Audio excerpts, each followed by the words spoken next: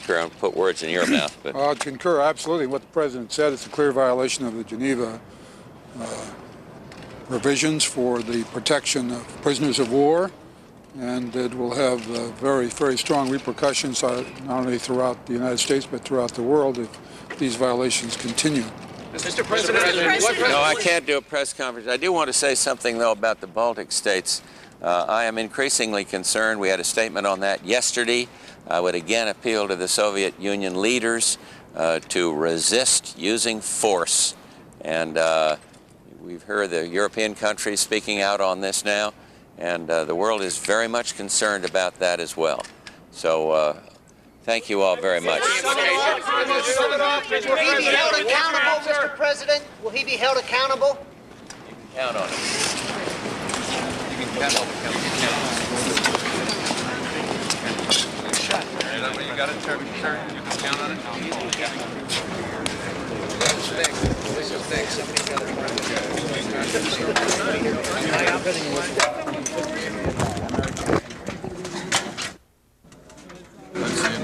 I thought the real headline today was that general briefing in three hours should keep the faith.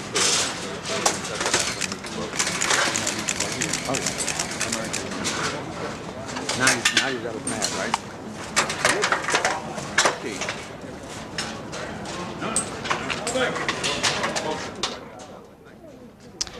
We are back with the phone lines open. You're looking at the south lawn of the White House. The President has just landed from Camp David with Speaker of the House Tom Foley.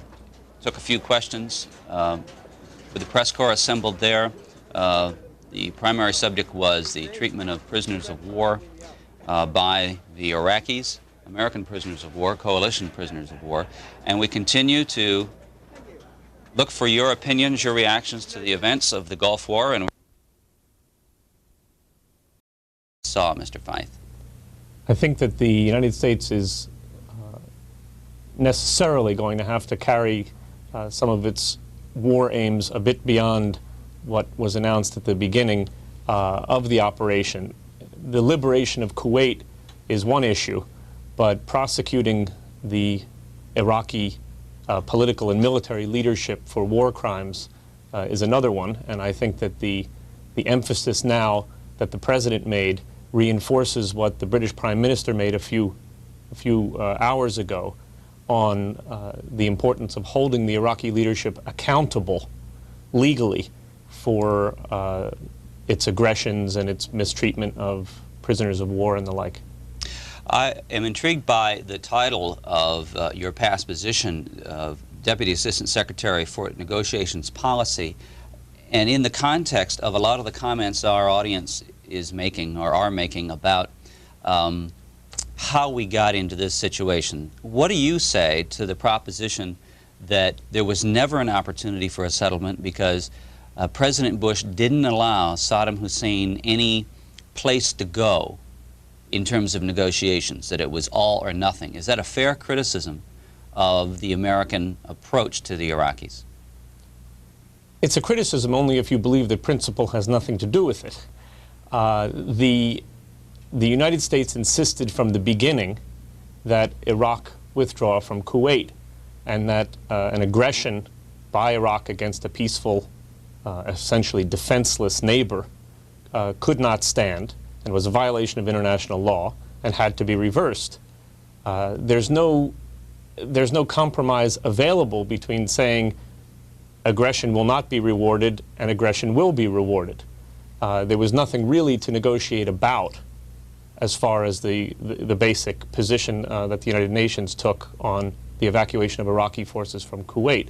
So I don't think it's a fair criticism of the U.S. administration to say we didn't give Iraq some face-saving way out, because that's another way of saying we didn't give Iraq a chance for some reward for its aggression. And we shouldn't have given Iraq any chance for any reward for its aggression.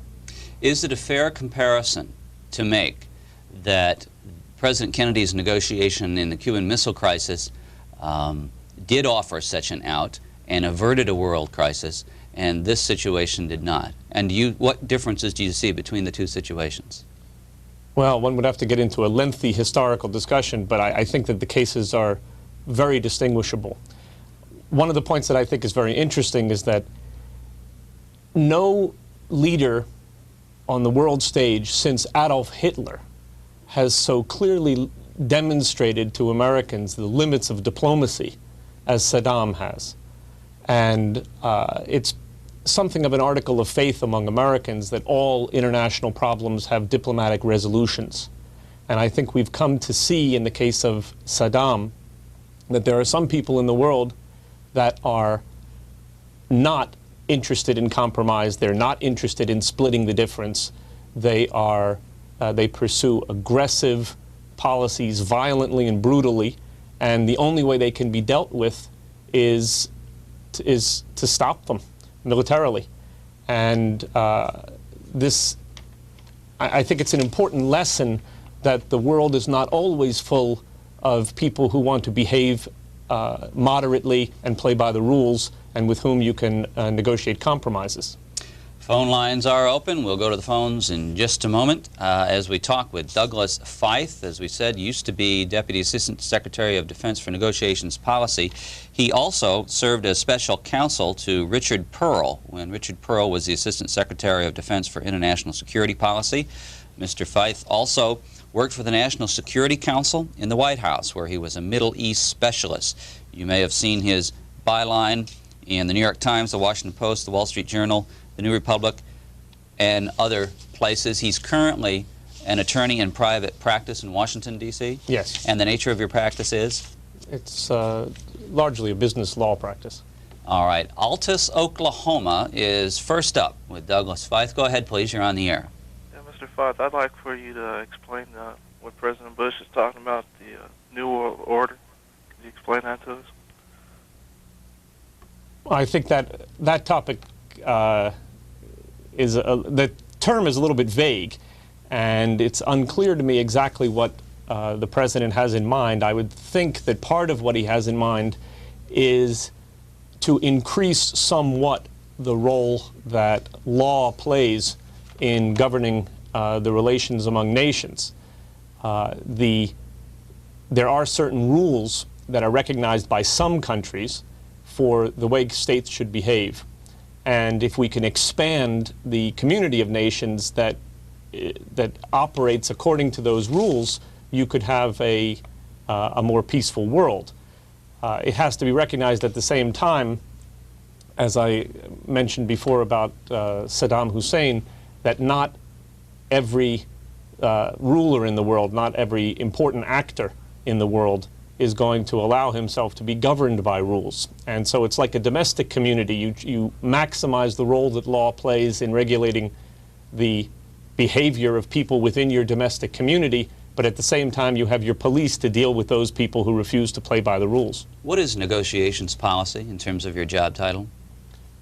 Well, at the Pentagon, my responsibilities covered a number of mostly multilateral arms control negotiations, the conventional force reduction talks in Vienna, the Stockholm Conference on Disarmament in Europe, the chemical weapons negotiations in Geneva, and East-West political relations. When you came to work each morning in those years, what was your overall objective?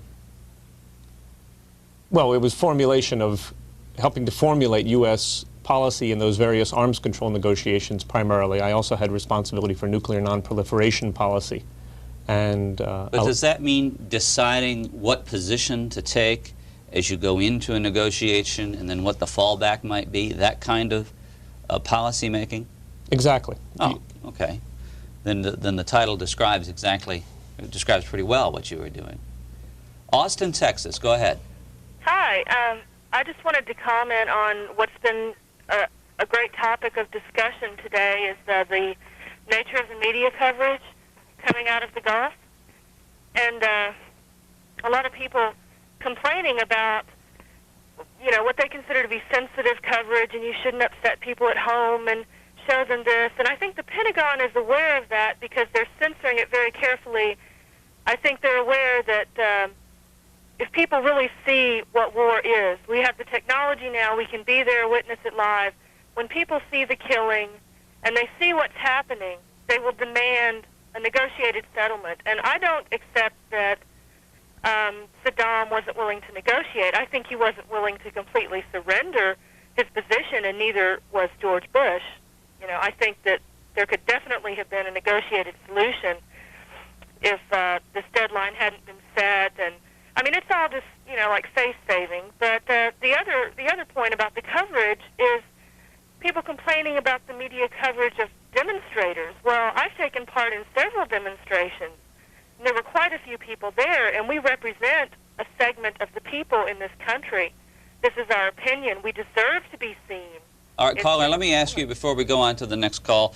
You still believe, do you not, that there could have been a negotiated settlement? Oh, definitely. Well, I think the crisis goes back far before, because Saddam Hussein tried negotiation for over a year with Kuwait. And But Douglas Feith, whose job it was in the Pentagon at one time to make policy for negotiation, says that there was no room for negotiation. What do you think about that? Well, I think in light of our objectives, there was no room, because we do not want to concede.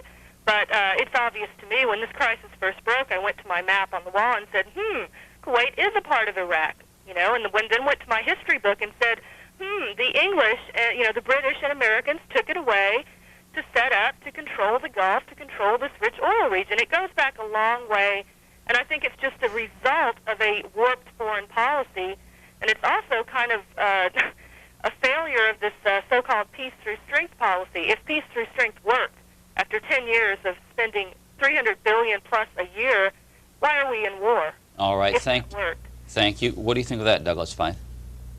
I think that it's a little bit like somebody suggesting that you deal with a bank robbery problem when the robber is in the bank and holding people hostage by saying, well, how about if we offer the guy just a little bit of money to make him go away instead of you know, not giving in to his demands and saying you're going to get no money and we're going to catch you. Saddam Hussein stole Kuwait. We could have taken the position that we'll give him a piece of Kuwait to buy him off, but that would not have done anything to bring peace or security to the Gulf, and would have been a terrible abdication of responsibility on the part of the United States and the world community. It would have clearly encouraged Saddam to use whatever resources he could steal from Kuwait to build up his military power to launch future aggressions. The risk of that was just much too great to justify any kind of U.S. effort to compromise with them. As for what the caller said about Kuwait belonging to Iraq, I would have to beg to differ as a lawyer and as a student of history. I think that it's quite clear that Iraq's claims to have owned Kuwait have no valid legal or historical background. The al-Sabah family has been running Kuwait since the middle part of the 18th century, and there was never a valid Iraqi claim to Kuwait. Lacey Washington is next. Go ahead. Yeah, Mr. Feith. Yes? I'm a Vietnam vet. I was a helicopter door gunner. I was shot down twice. I'm still in the Army, and I could go any time. I'm up here at Fort Lewis. I'd like to make 4 points. The second point I'd like to make is these people that are demonstrating are sending the wrong signal to the troops. And I know this from experience. And as far as I'm concerned, they are vacuum packed. What do you mean by that? The reason I say that is because they don't understand, as you have so eloquently put it, that other governments don't think like we do. A good example is Saddam Hussein. Caller, your second point? Okay. The other reason I think we should be there is because I don't want to see my grandson in 15 years fighting in a nuclear environment. Third point? Third point, for those who have fought for it, freedom has a taste the protected will never know. And also, I firmly believe in 15 years, these demonstrators won't have anything to demonstrate about, because the people in New York just might get a surprise from Hussein. Meaning? Meaning possibly a nuclear attack. From Iraq? Roger that. All right, sir, thank you. Douglas Feith, any comment? I think the caller has highlighted what really is a major part of the strategic essence of this crisis. That is the danger that if we had not stopped Hussein now, we would find ourselves facing him 5 or 10 years from now, when he will have been stronger, having made use of the fruits of his aggression against Kuwait and possibly other aggressions, and also may have by that time developed nuclear weapons. That's a very serious problem. The point that he made about being subject to a nuclear attack on New York raises the very interesting question of ballistic missile defense. It's worth noting that many of the people who were advocating the Strategic Defense Initiative in the 80s called attention to the utility of strategic defense with reference to countries around the world that could develop ballistic missile capabilities, not merely the utility against the Soviet Union. We warned that missile technologies are proliferating, nuclear weapons technology is proliferating around the world, and there is the danger of crazy states acquiring nuclear weapons capabilities and the long-range delivery means for them. And it's clear that having some capability to shoot down incoming ballistic missiles is going to be of great value, not simply with respect to the Soviet Union, but with respect to these kinds of capabilities that over coming decades we think have a pretty good chance of spreading. Durham, North Carolina, you're on the air. Good afternoon. I have 2 comments to make. Number one, judging by what Mr. Feith just said, obviously we need a world supervising agency to control nuclear proliferation. That's been in the works for a long time, and we have got a test ban treaty with the Soviet Union. I agree with the woman who spoke before that these things have to be negotiated. But I have a more specific question in light of President Bush's comments about the prisoners of war. There are 2 alternatives. They've been induced to say what they've said, either through brainwashing or torture, which would not surprise me. But the other alternative is that perhaps they really do believe what they said. I recall the My Lai incident and the Nuremberg decisions, giving responsibility to the individual military person to be responsible for his or her actions. And I wonder if indeed the second alternative is true and that these flyers do believe that the war is unjust, etc., that we are missing a good bet with our prisoners of war, the Iraqi prisoners of war. Perhaps they have some sentiments to voice about Saddam Hussein's treatment, dictatorial powers, etc., and why aren't we doing the same thing? Would this violate the Geneva Convention? In my time, it was name, rank, and serial number. Apparently, they can now give their age. But if indeed this represents their true feelings, are they permitted to air them publicly? And if so, why don't we go after the Iraqi prisoners of war to do the same thing? Thank you. Durham, North Carolina. I think it's very morally repugnant for the Iraqis to be exploiting the American POWs, and the basic rules for how to deal with POWs are laid out in the Geneva Conventions. It's generally been recognized that it's in everybody's interest in a war to comply with those conventions, and exploiting the POWs for propaganda purposes and using them as human shields is a war crime, as the President has pointed out. And I don't see any point in rewarding Saddam for that by taking too seriously the statements that were made by these very unfortunate pilots that were shot down.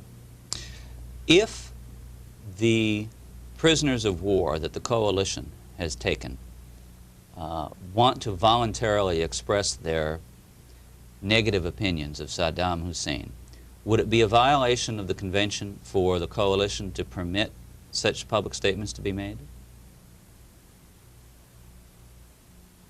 To permit the Iraqis, if they would want to voluntarily do it, it might not violate the convention to permit them to do it voluntarily, but it would seem to be pretty ill-advised, given that the Iraqis would undoubtedly say that that justifies their extracting statements from the U.S. and British and other POWs that they have. But in terms of the technical law or convention, voluntary statements are permitted by POWs. That's probably right. Okay. Next. Harvey, Louisiana is next. Go ahead.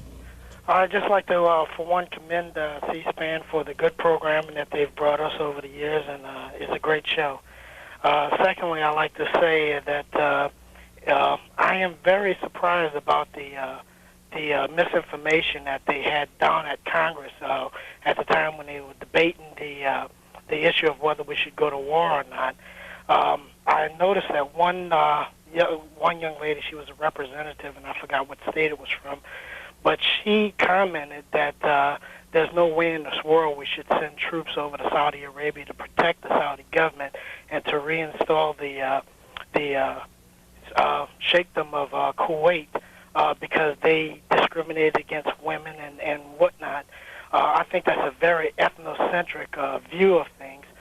Granted, the people in the Middle East whose laws are based on the Quran, and the Quran pretty much dictates how the interrelationships of people are going to go.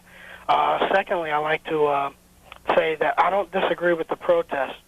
I don't have any problem with the protest, being a member of the military myself. However, they have a gentleman who organized a lot of the protests, and especially the protests in front of the White House. He runs the Family Support Network, and I'd just like to tell him that his son would probably be better off if he supported the troops more than he wanted to protest. Because if I were out in the front line, and I don't know when I'm going to be called up, I'm pretty sure we will be. If I were out in the front line, it would reduce my morale to have my father protesting in front of the White House. And even if it didn't reduce my morale, it might reduce the morale of the people around me. And if that's the case, it's more likely that I'm going to come back in a body bag than if their morale was high and they fought to the best of their capabilities. Thank you. Harvey? Douglas Feith? I think that we have to recognize that whether we agree or disagree with the protesters have a right to be out demonstrating. The U.S. Constitution gives Americans the right to be wrong. I want to take you back through last year and ask you what perspective you had given your former position dealing with negotiations, and then you're out in the real world, the private sector. But you saw all this playing out over the last year. What were your thoughts as you saw the different positionings, the positions of, let's call it the now coalition, and then Saddam Hussein hardening toward August the 2nd? The United States was working hard in the months preceding the August invasion of Kuwait to improve relations with Saddam Hussein on the assumption that Saddam was a sensible, basically moderate guy with whom we could do business. Some of us were very skeptical of that policy and critical of that policy even before Saddam moved into Kuwait. There are a lot of illusions in the United States, and in particular in the circles of Middle East specialists, about the fundamental views that the various Arab leaders have toward the United States, people like Saddam Hussein, people like Yasser Arafat. I think there are a lot of illusions that many of these people are fundamentally inclined to be friendly with the United States if we could only remove one or two small irritants in our relationship with them, like Israel. And I think that greater understanding needs to be developed here, that a lot of the objections that people like Saddam Hussein, Yasser Arafat, and others in the Middle East have to the United States are very profound, and they're cultural, and it reflects a deep anti-Western sentiment on their part, which is reflected in many of the demonstrations that we see, the mass demonstrations in Jordan and elsewhere. And these people object to Israel, I think it's fair to say, more because Israel is a Western country than Israel is a Jewish country. And we need to not mix up cause and effect here.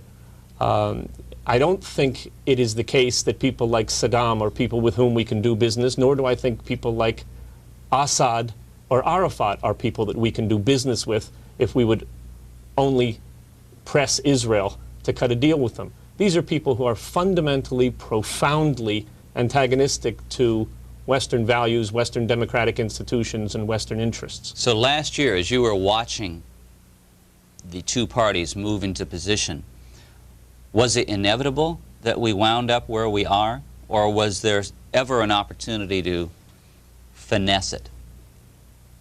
Well, everything looks inevitable in retrospect. I think that Saddam might have hesitated in going into Kuwait.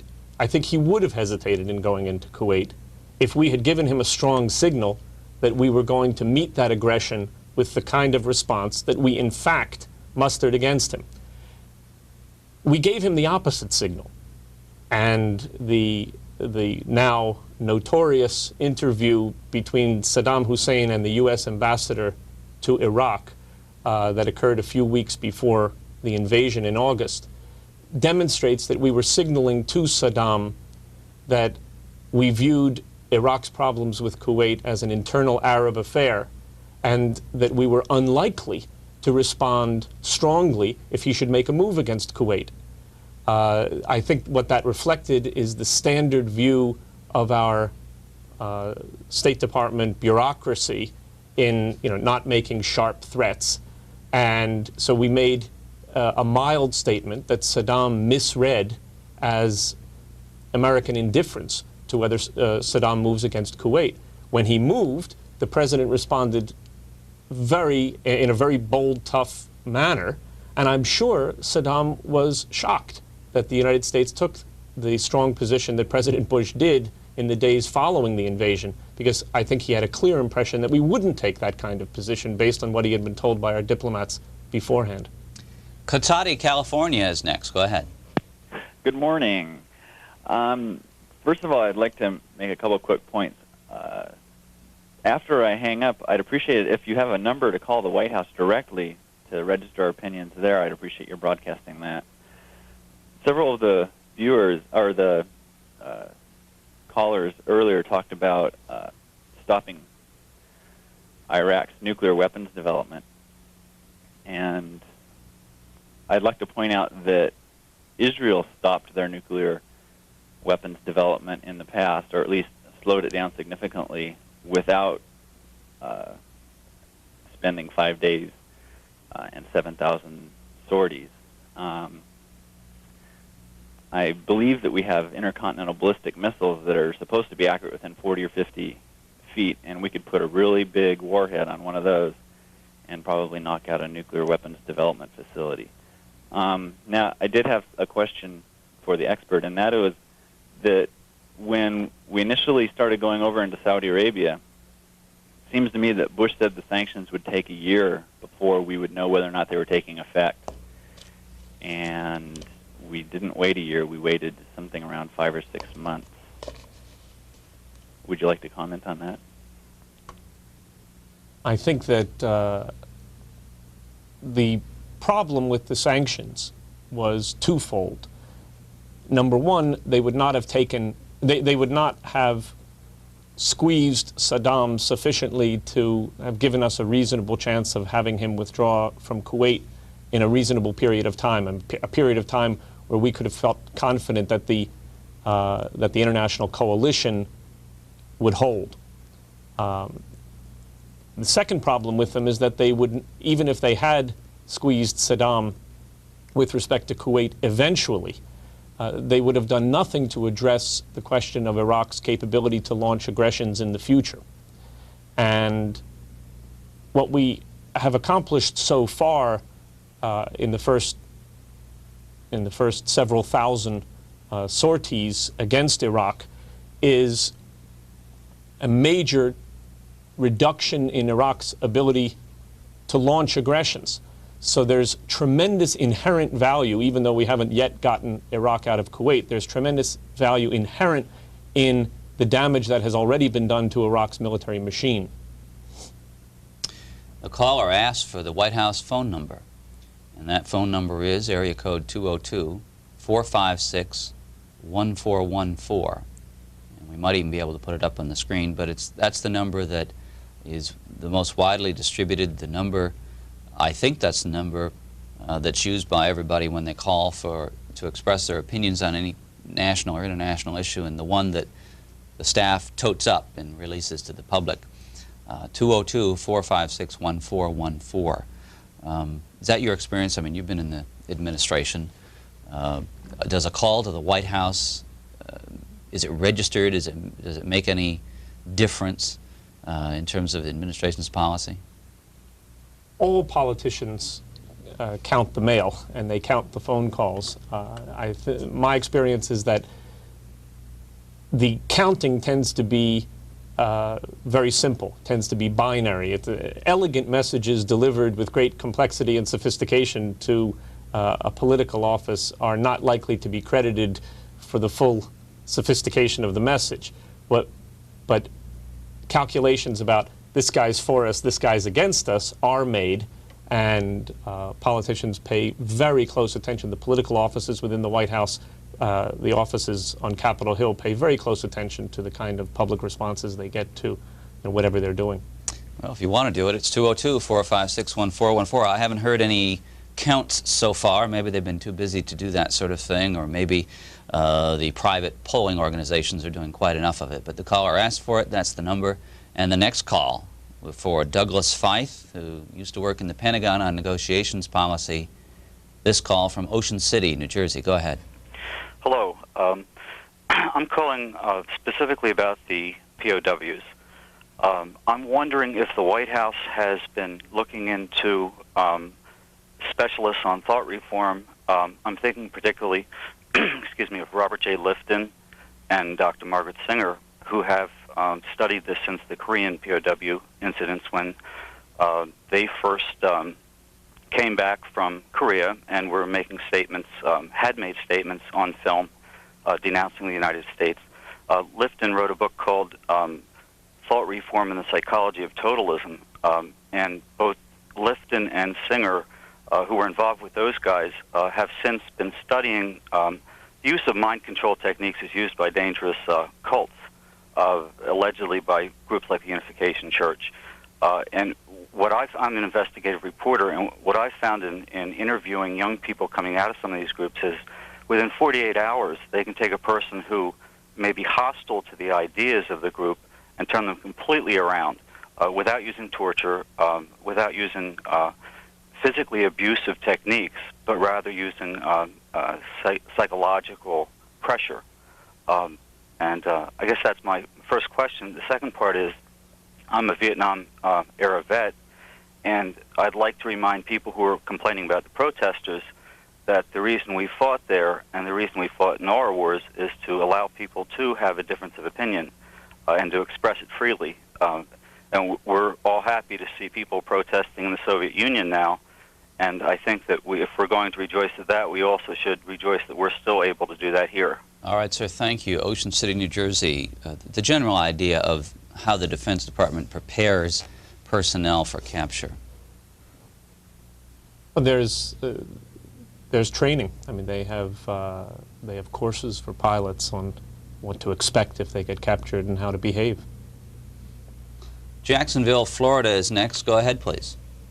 Yes, I'd like to say a couple of things.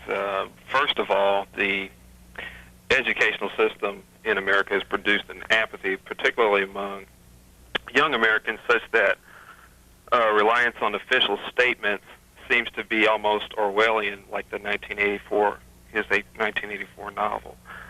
Americans just don't explore the issues as they should before they render an opinion, and I think that that's something that we need to be concerned about. Second, Mr. Feith, I'd like to say something about your analogy with regard to police and rules in a society. It seems that we have selectively enforced police actions, particularly when you look at aggression or naked aggression in South Africa and in the Baltic states. I don't see troops camped out off the coast of the Soviet Union or in South Africa or in other areas of the world where there seems to be some type of naked aggression. And thirdly, this coalition that we've built includes among its numbers people that I don't think that the American people would find very tasteful, such as Hafez al-Assad. He's been to the White House and has been the president has courted his support. And if people were to examine the kinds of things that he's been responsible for throughout the world, then I think that they would see him as see Saddam Hussein as the candy man as compared to this guy, and that we're in bed with at this point. And I just like to hear your comments on that, Mr. Feith. I think that there is a selective enforcement problem, and U.S. policy benefits when there is a greater principle, and when the principles that we're operating on are easy for people to understand and clearly stated. And the U.S. government doesn't always operate that way, and is not always terribly articulate in the way it elucidates the principles that it's operating on, and it sometimes operates in ways that violate basic principles. It certainly would help if, the basic point is that it would certainly help if there were greater respect for basic principles of international order, like respect for the territorial integrity and political sovereignty of countries. These basic principles of international law generally work very well among countries that are law-abiding. I mean, U.S. relations with Canada, U.S. relations with our European allies are governed by basic principles of international law. If we can expand the community that operates according to those rules and strengthen the rules and strengthen enforcement of treaty obligations, the world will be a better place. It'll be safer. It'll be generally more peaceful. I think that part of what the United States is doing in this operation against Iraq is to promote those principles. There are elements, as the gentleman pointed out, that cut the other way, and I think that our coalition, the inclusion in the coalition of Hafez al-Assad of Syria, cuts the other way. I agree that it undermines the principles that we're trying to defend to get in bed with a guy like Hafez al-Assad. But things are not always completely neat, clean, rigorous, and logical in international affairs, and this is an example of that. We'll spend several more minutes with Douglas Feith, continuing to take your calls. Then we're going to show you an interview that we did with Mr. Philip Congdon. He's over in Dhahran. We conducted an interview with him this morning, and we'll show you that if you missed it. And then we'll be back to keep the phones open throughout the afternoon. We might even be over at the Pentagon, where you can talk to some of the people over there. But the point is that when the House is not in session, we will have the opportunity for you to voice your own point of view about the events in the Gulf. And the next call for our guest, Douglas Feith, is from Ellensburg, Washington. Go ahead. Hi, I have many comments I'd like to make. I know there's probably not enough time to make them all.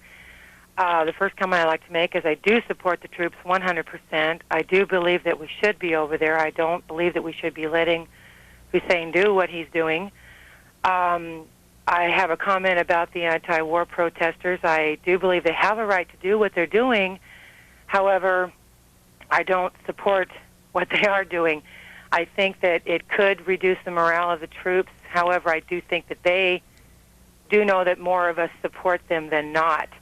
I think back to the Vietnam War. I was a teenager. I don't remember that much about it. I remember the anti-war protest, and I I think that if I had been old enough, I probably would have been right in there with them, because I don't believe that that was a war we should have been in. This one, I do believe we should be there. And as far as the POWs go, I wonder if this is going to be like it was in the Vietnam War, where when the war is over, we don't get our POWs back. And the question that I'd like to pose is, what are we going to do if he does not give them back? I'm not sure I can answer that. I'm sure that the U.S. government is going to do everything that it can to, first of all, ensure that the POWs are treated properly, and secondly, that we get them back, and thirdly, that the people who would be responsible for any mistreatment of our POWs get caught and punished. Omaha, Nebraska is next. Go ahead. Yes, a couple of questions, actually, and a couple of point of views. Number one, I'm 20 years old, and it's kind of strange for a person as young as I am to have very many views as far as this is concerned. However, one thing I'd like to know is what kind of legal ramifications are open in which to prosecute Hussein as far as the war crimes that have happened or that are going on right now. And there's a lot of other things that I disagree with and a lot of things that I agree with. A lady made a comment earlier saying that Kuwait belonged to Iraq. Well, you could always sit there and go back a little farther and take a look and say that Iraq belonged to Turkey, which was part of the Ottoman Empire. I believe what we are doing is right as far as the military going in there, because if it didn't happen, then eventually probably would have turned out like Hitler, where he took over one country, nobody stopped him. He took over another country, nobody stopped him, took over another country, nobody stopped him, and then finally he did the one that broke the camel's back. And we're stopping another Hitler now in the early stages while we can stop him. I'd like to know what your views are and how or what the legal ramifications are and what can be done to Hussein or the military government as far as the war crimes are. Thank you, Omaha. There are a number of international agreements that Saddam has violated for which he could be prosecuted legally. The aggression against Kuwait violates the UN Charter, the most important provision of the UN Charter, against the threat or the use of force against other countries. His attacks on Israel are also a violation of that same provision, and they violate the laws of war in that they were attacks that were purposefully directed at civilian targets, which is not a lawful act of belligerency. Any mistreatment of POWs would violate the Geneva Conventions. His earlier mistreatment of diplomats also violates international conventions. If we go back before the current crisis, his use of chemical weapons against Iran violated Iraq's obligations under the 1925 Geneva Conventions. I mean, what this demonstrates is that law doesn't mean a whole lot to Saddam Hussein. He is not a guy who is going to be constrained by treaties. And I think that it's important for us to focus not only on Saddam's illegalities, but on the attitudes throughout his region to the violation of those international agreements. It's interesting how much general support there has been throughout the region for some of his worst crimes.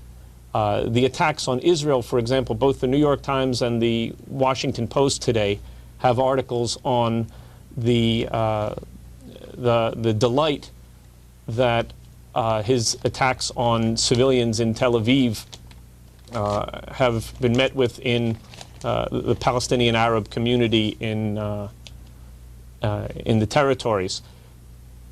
this is an extremely troubling, these are extremely troubling reports, because they make us think that the hopes for a diplomatic resolution of the Arab-Israeli conflict when this conflict is